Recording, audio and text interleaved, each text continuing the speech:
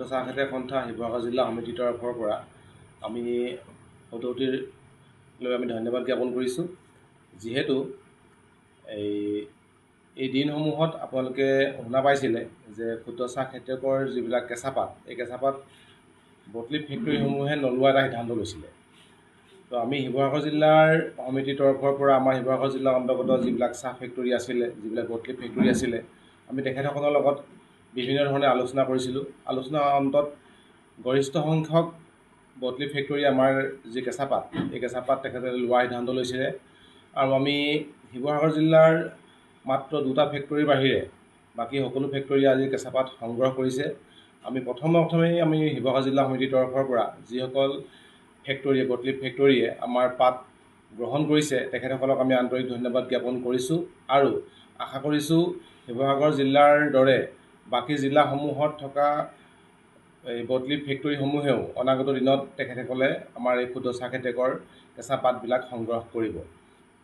আৰু আমি এই পাহতে আপোনালোকৰ আগত জনাব বিচাৰিছোঁ যে ক্ষুদ্ৰ চাহ খেতিয়কৰ আমাৰ কিছুমান সমস্যা আছে। এই সমস্যাসমূহৰ ওপৰত আমি বিভিন্ন ধৰণে আমি দাবী উত্থাপন কৰি আহি আছোঁ আৰু এই দাবীসমূহ উত্থাপনৰ জৰিয়তে আমাক চৰকাৰে আমাৰ এটা ন্যায্য প্ৰদান কৰিব বুলি আমি আশা কৰিছোঁ। আৰু আমাৰ অনাগত দিনত আমাৰ এই যি সমস্যাসমূহ আছে, এইবোৰ সমস্যাসমূহ সমাধান কৰি আমাৰ ক্ষুদ্ৰ চাহ খেতিয়কক এটা মৰ্যাদা দিব বুলি আমি আশা কৰিছোঁ। আমাৰ সন্থাৰ সভাপতি বিষ্ণু মহন্ত ডাঙৰীয়াক এই সম্পৰ্কে মই দুআষাৰ বিস্তৃতভাৱে ক'বলৈ অনুৰোধ জনাইছোঁ।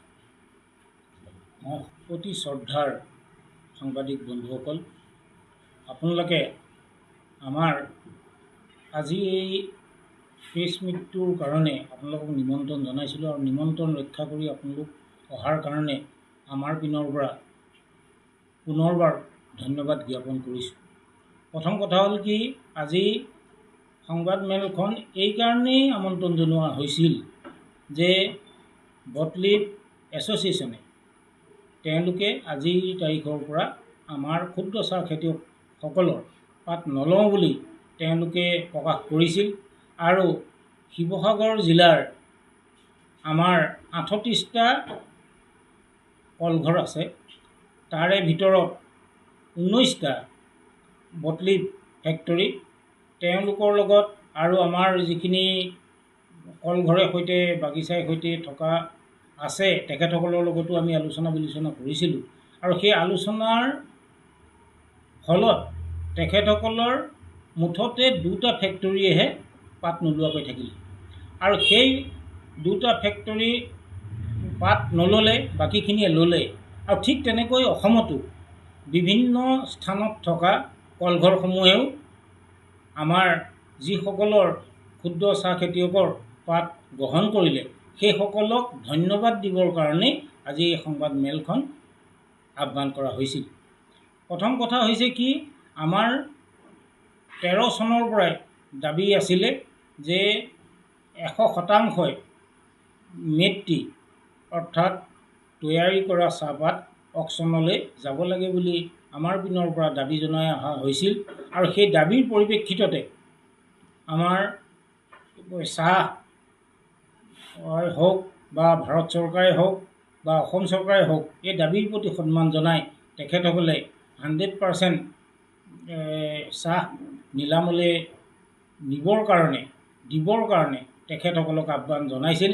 আৰু সেই তাৰ বিপৰীতে বটলিপ এছ'চিয়েশ্যন গৈ সেইটো মানি নলওঁ বুলি কৈ আমাৰ কান্ধত বন্দুক থৈ তেওঁলোকে আমাৰ পাত নলওঁ বুলি যি দম্ভালি মাৰিছিল, সেই দম্ভালি আমি আলোচনা কৰি ক্ষুদ্ৰ চাহ খেতিয়কসকলৰ স্বাৰ্থৰ খাতিৰত যিখিনিয়ে পাত ল'লে সেইসকলক পুনৰবাৰ ধন্যবাদ জনাইছোঁ।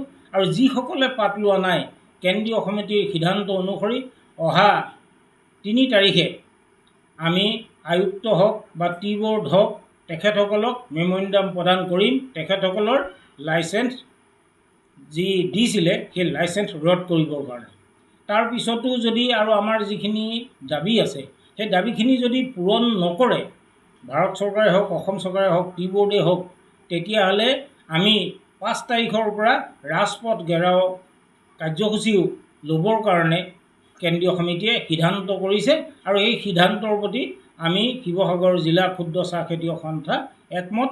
গতিকে সেইকাৰণে ভৱিষ্যতে যাতে এই বটলিপ ফেক্টৰীয়ে আৰু অন্যান্য যিখিনি সংগঠনে আমাৰ বিৰোধিতা কৰি আছে তেখেতসকলকো সকীয়াই দিছোঁ যে থলুৱা কৃষকসকলে নিজৰ জীৱিকা উপাৰ্জনৰ কাৰণে বিভিন্ন চাকৰি বাকৰি নিবিচাৰি আত্মনিৰ্ভৰশীল হৈ নিজৰ পৰিয়ালৰ লগতে দেশৰ ৰাইজৰ শ্ৰমিকসকলৰ সকলোৰে যাতে জীৱিকা অৰ্জন কৰিব পাৰে তাৰ কাৰণে যি আমি পদক্ষেপ লৈ আগবাঢ়ি গৈছোঁ তাত সহযোগ কৰিবৰ কাৰণে সকলোকে আহ্বান জনাইছোঁ।